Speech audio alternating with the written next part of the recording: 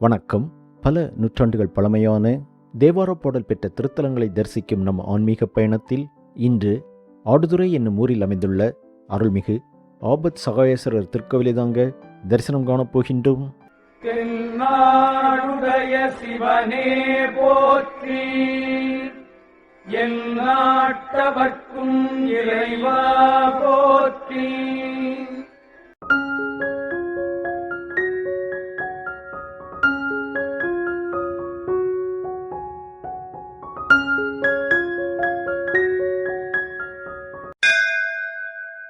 திருஞான சம்பந்தர் மற்றும் திருநாவுக்கரசரால் பாடல் பெற்ற தலம் இது.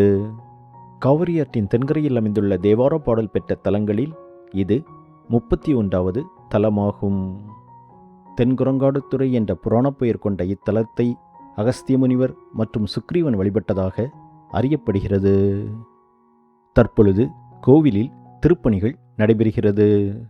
கோபுர தரிசனம் கண்டு கோவிலுக்குள் சென்றால் அப்பர் பெருமான் திருப்பெயரில் அமைந்துள்ள கலையரங்கம் காணப்படுகிறது. கலையரங்கத்தின் இடதுபுறமாக சென்றால் கருவறையில் அருள்பாலிக்கும் ஆபத் சகாயேஸ்வரர் சன்னதியை நாம் அடையலாம்.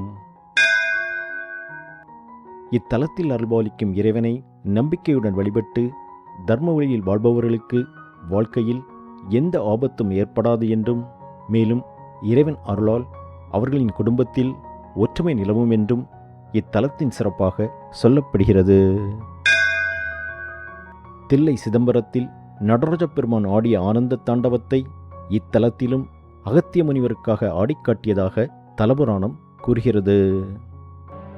துன்பமில்லாத நிலையே சக்தி, தூக்கமில்லா கல்விழிப்பே சக்தி, அன்பு கனிந்த கனிவே சக்தி. சன்னதியில் அருள்பாலிக்கும் இறைவனை வணங்கி கோவில் பிரகாரத்தை வலம் வந்தால் நால்வர் சன்னதி காணப்படுகிறது. மேலும் பிரகாரத்தில் அகஸ்திய முனிவருக்கு தனி சன்னதியும் அமைந்துள்ளது. கோவிலின் கருவறை சுவற்றில் செம்பியன் மாதேவியார் சிவனை வழிபடும் சிற்பம், சுக்ரீவன் சிவனை வழிபடும் சிற்பம், நடராஜர் சிற்பம், கங்காதரர் சிற்பம் மற்றும் பல சிற்பங்கள் காணப்படுகிறது.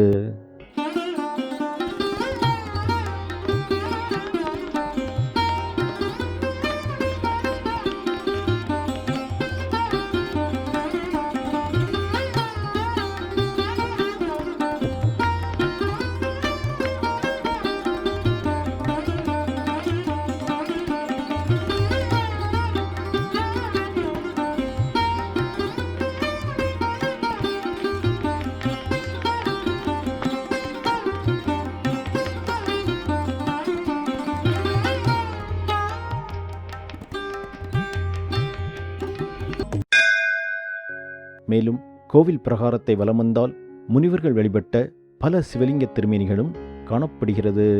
இத்தலத்தில் அகத்திய முனிவர் பிரதிஷ்டை செய்த சொர்ண பைரவரை வழிபட்டால் தீராத நோய்களும் தீரும் என்று சொல்லப்படுகிறது.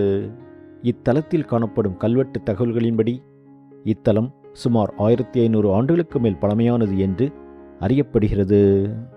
பாண்டியர்கள் மற்றும் சோழ மன்னர்களால் திருப்பணி செய்யப்பட்ட தலம் இது. சோழப் பேரரசர் ராஜராஜ சோழனின் பாட்டி செம்பியன் மாதேவியாரால் இத்திருக்கோவில் கற்றளியாக மாற்றப்பட்டதாக கல்வெட்டு தகவல்கள் தெரிவிக்கின்றது.